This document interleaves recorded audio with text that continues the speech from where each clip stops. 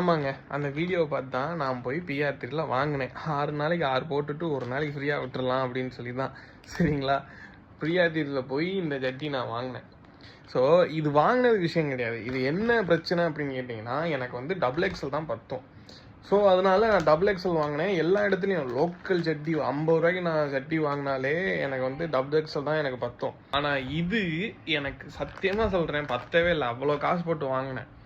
சரி, first time வாங்குகிறோம், கொஞ்சம் நல்ல குவாலிட்டியாக வாங்கலாம், அடிக்கடி ஆடு வருது, நல்லா இருக்கும், குவாலிட்டியாக இருக்கும் அப்படின்னு சொல்லி தான் வாங்கினேன்.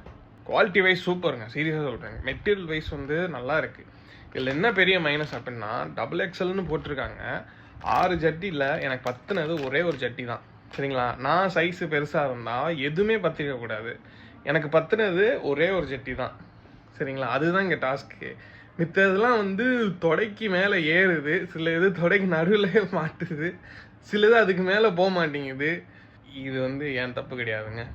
சரிங்களா, நான் இதை வந்து யார்ட்டையா பேசணும்னு ட்ரை பண்ணேன். ஆனால் யார்கிட்ட பேசுறது, எப்படி பேசுறதுன்னு தெரில. இது ஃபர்ஸ்ட் ஆஃப் இது வந்து ரிட்டர்னும் கிடையாதுன்னு சொல்லிட்டாங்க. இது வந்து யாரும் ரிட்டர்ன் வாங்க மாட்டாங்க, எனக்கு புரியுது.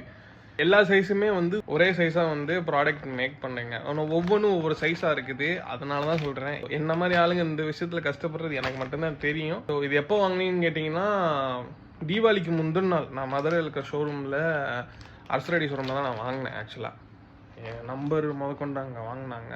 ஸோ புல்லட் கூப்பன் கூட சம்திங் கொடுத்தாங்க. நான் அப்போயே வீடியோ போடணும்னு நினச்சேன்.